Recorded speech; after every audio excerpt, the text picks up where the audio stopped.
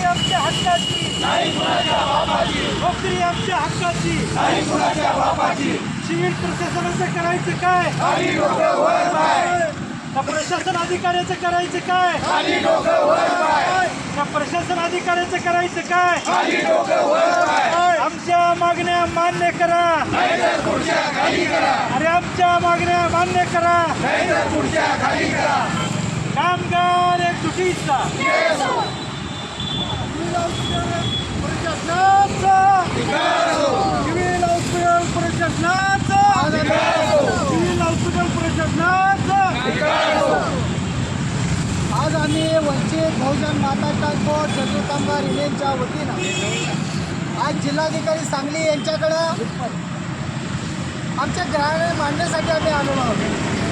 गेले 20 ते 25 ते 30 वर्षापासून मिरज सांगली सिव्हिल हॉस्पिटलमधील कर्मचारी प्रामाणिकपणे सेवा देत असताना मॅट कोर्टाचा आदेश असताना जे मिरज सिव्हिलमधील जे कर्मचारी आहेत त्यांना जशा जागा रिक्त होतील त्यांना त्याप्रमाणे त्यांना टप्प्याटप्प्याने त्यांच्या रिक्त जागेवर त्यांना कायमस्वरूपी नेमणूक करा असा मॅट कोर्टाचा आदेश असताना देखील मॅट कोर्टाचा अवमान करून सिव्हिल सांगली प्रशासनाने गेले 30 वर्ष या कर्मचाऱ्यांना रिक्त जागा असताना देखील नेमणूक केली नाही.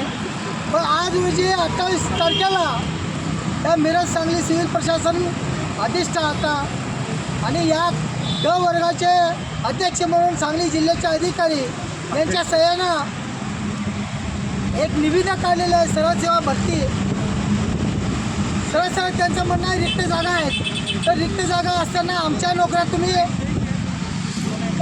कायमस्वरूपी का करत नाही असा आमचा सवाल संबंधित त्याचे अधिष्ठाता गुरव साहेबांच्याकडे आम्ही ठेवला होता. त्या 2-3 दिवसाच्या मागे आम्ही त्यांच्याशी सविस्तर चर्चा केली. त्यावेळेला सिव्हिल हॉस्पिटलच्या अधिष्ठाता गुरव साहेब संबंधित प्रशासन अधिकाऱ्यांनी यांनी मान्य केलं की तुम्ही गेल्या 25-30 वर्षापासून तुम्ही काम करताय. कोविड काळात देखील तुम्ही प्रामाणिक सेवा दिलेली आहे.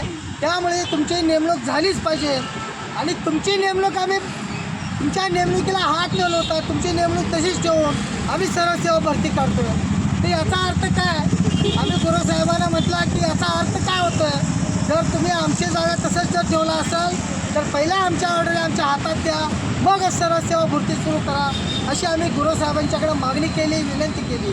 त्याचप्रमाणे आज जिल्हाधिकाऱ्यांच्याकडे आम्ही विनंती करण्यासाठी आलेलो आहोत की आज तुमच्याकडे आम्ही वारंवार मागणी केली आहे. आमचा सगळं सविस्तर आमची माहिती आम्ही तुम्हाला दिलेली आहे आणि तरी तुम्हाला मान्य आहे की गेले 25-30 वर्षापासून काम करणाऱ्या कर्मचाऱ्यांना प्रथम मॅट कोर्टाच्या आदेशाने त्यांची नेमणूक झाली पाहिजे मगच सरळ सेवा भरती झाली पाहिजे. या गोष्टीचा आपल्याला मान्य असताना देखील आपण सहीनं सरळ सेवा भरतीसाठीची जाहिरात दिलेली आहे.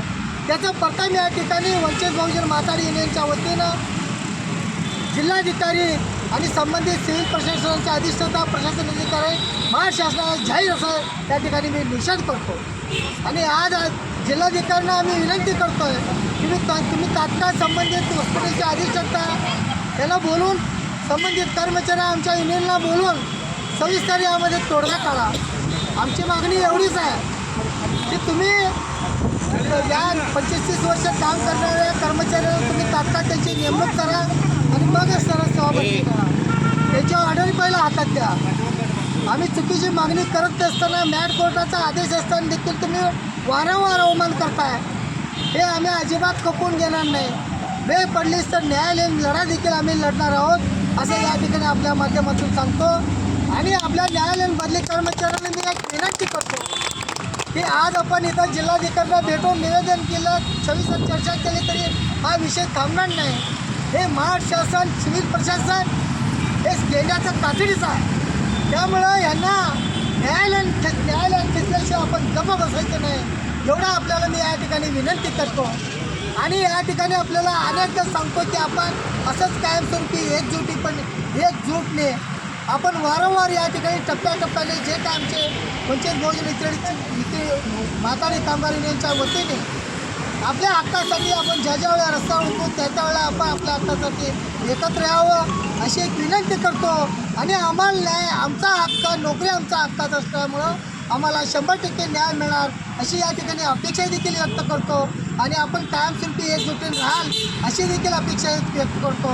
आमच्या युनियनचे सांगली जिल्ह्याचे संपर्क प्रमुख संजय कांबळे साहेब, आमच्या युनियनचे सर्व पदाधिकारी आपल्या पाठीमागे हिमालयासारखे उभे राहतील अशी एक आपल्याला आश्वस्त करतो. आणि आपल्या सर्व प्रमुख कर्मचाऱ्यांच्या उपस्थित आज जे बैठक होत आहे अशीच आज जे काही जिल्हाधिकाऱ्यांना आपण भेटणार आहोत या ठिकाणी भेटून न थांबता पुढील देखील आपण कशा पद्धतीनं हालचाल करायची ते वारंवार आपण संवाद साधूया. आणि या ठिकाणी मी एवढंच सांगून आपल्याला सर्वांना धन्यवाद देतो आणि थांबतो. कामगार एकजुटीचा कामगार